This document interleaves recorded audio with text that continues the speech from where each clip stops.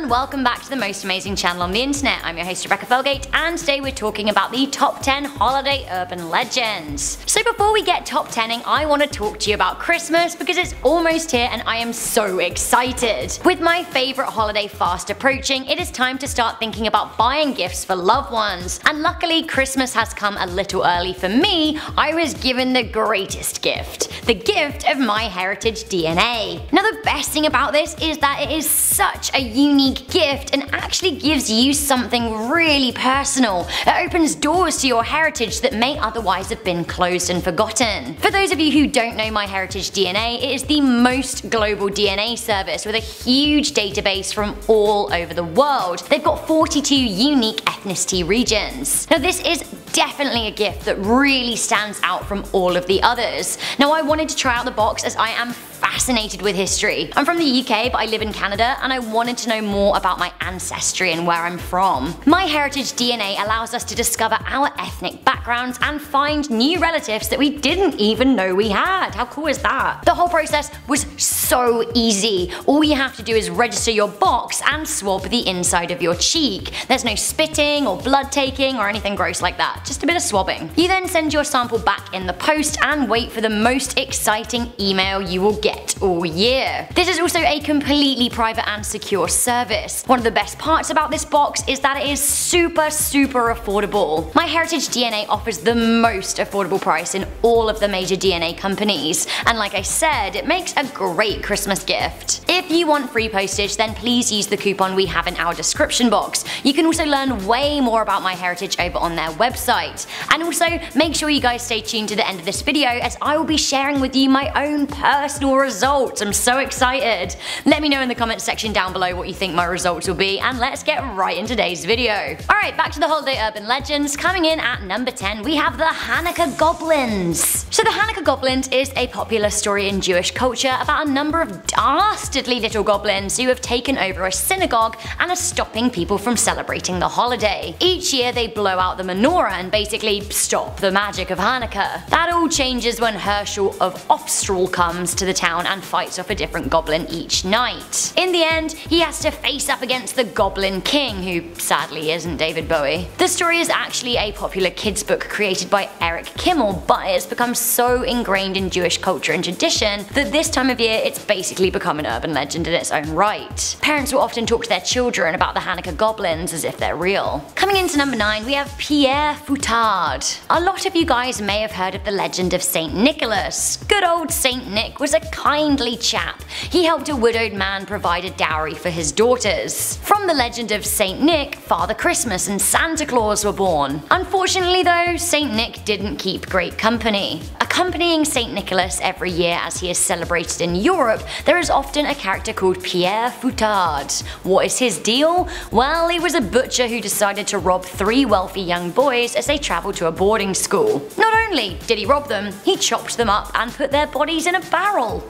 Right. Coming into number 8 we have good old Krampus. The urban legend of the Krampus comes from Central Europe, most specifically Bavaria, Austria, Northern Italy, Slovenia, and my favourite tiny country, Liechtenstein. You may have heard of their scary Krampus movie. Well, it is based on this legend. Krampus is basically the total anti-Santa. He's half goat, half demon, and he's said to be a messenger for the devil. At Christmas time he rears his literally very ugly head in order to punish bad kids who misbehave. How does he punish them? With a severe beating. That's how. With the worst of the kids he's said to drown them or just straight up send them to hell.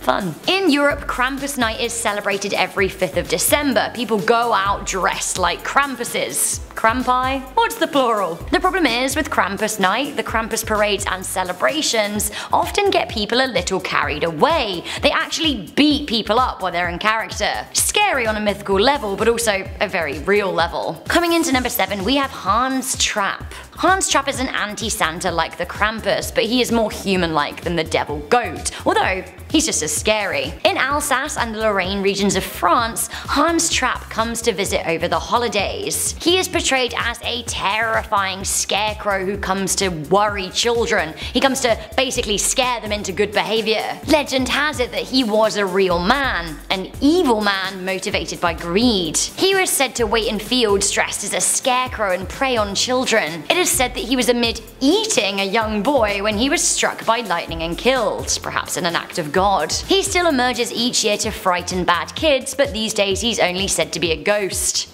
Good, only a ghost. That's alright then. Speaking of ghosts, coming into number 6 we have the ghost plate. In the Ukraine, people celebrate Christmas on the 7th of January, which is actually my birthday. Hooray! So they have a lot of traditions that a lot of us who celebrate in West Europe and North America may not have. Now these tend to stem back to legends and religious beliefs. In the Ukraine, all kinds of things happen that you might not be familiar with. For starters, they lay hay underneath their tablecloth in order to honor the manger and the stable that Jesus was born in. One of the scariest legends that affects Christmas in the Ukraine is the ghost plate. In the Ukraine, it is tradition during Christmas dinner for revelers to leave out a plate for a ghost to join them at the table. This ghost is given an offering of honey and garlic, which is supposed to bring good luck for the family that year. Imagine dining with a ghost. How worrying. Coming into number 5 we have the Yule Lads. So we talked about the terrifying Icelandic Yule cat in our scary Christmas urban legends, but I wanted to head back to Iceland in this slightly different video to talk about the cat's owner,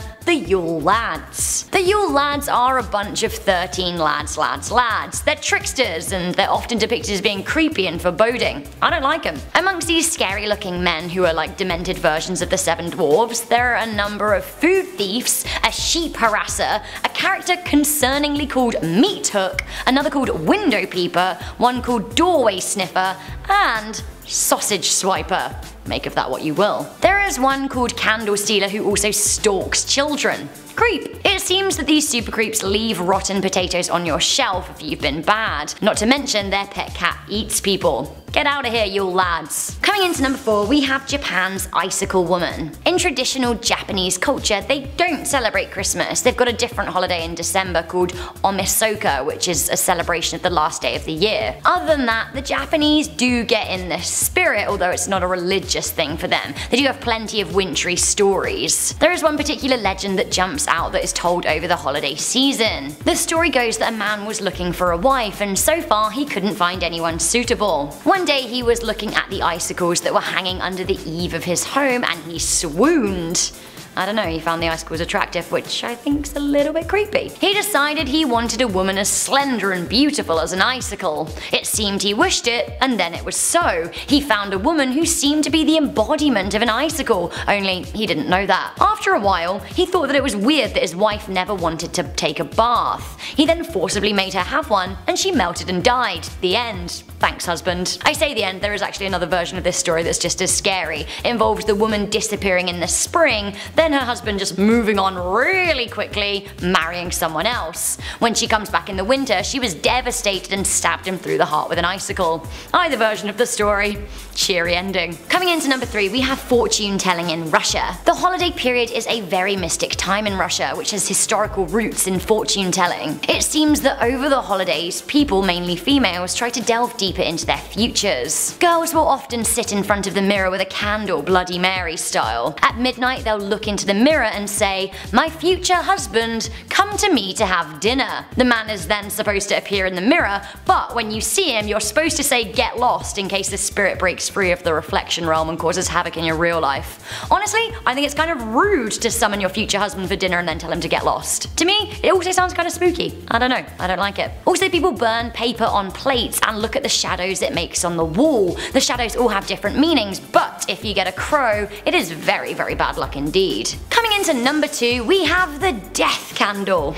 Yay. Another legend from the Ukraine and Eastern Europe is the one of the death candle. Doesn't sound so great, does it? So basically, in homes in the Ukraine, a candle will be burned. When the candle is eventually blown out, you have to pay really close attention to the smoke. If it goes upwards, then this is a good sign and you can all breathe easily. However, if the smoke floats towards the window, it means that someone in the family will die that year. Right. Honestly, honey doesn't need that kind of omen. I would not be burning any candles. Finally, Today, I wanted to keep it fun. At number 1, we have the legend of the hungry pooping log. Is this scary or just plain bizarre? Honestly, I think a little bit of both. On Christmas Eve, children and adults alike in Spain's Catalan region get together and whack a festive log that's supposed to poo out gifts and good fortune.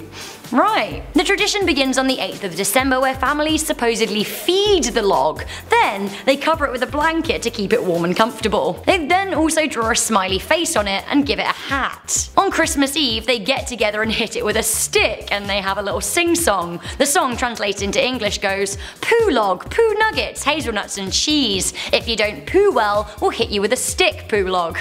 What is happening? Honestly, hitting a poo log, it's so weird that I actually think that I love it. I want to be part of this tradition. Maybe I should start one here in Canada.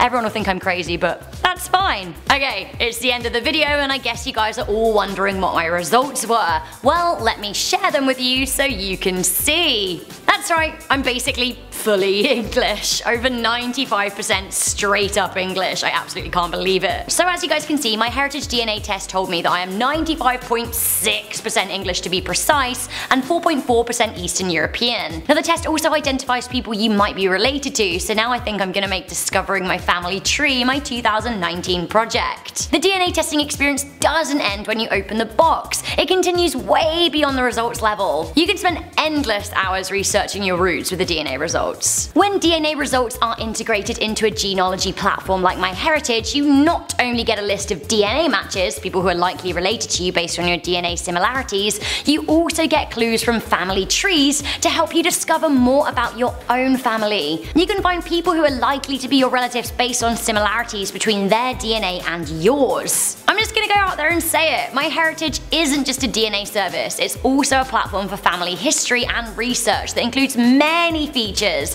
such as family tree building, billions of international historic records, fascinating discoveries about your ancestors, and more. The platform is perfect. It is perfect to complement your DNA test results, so thank you MyHeritageDNA for the perfect Christmas gift. If you guys want one too, which you obviously do, you can buy the MyHeritageDNA kit as a gift by using the link below. And when you do get your results, make sure you tweet me or share them with me because I would love to know. Thank you. So guys, that was the scary holiday urban legends. Do you celebrate anything this holiday? Christmas, Hanukkah, anything else? Let us know in the comments section down below. If not, let me know your favourite winter traditions. While you're down there leaving us a comment, why don't you like this video and share it with a friend? And stick around for more most amazing lists coming soon. I'm your host Rebecca Felgate. See you next time.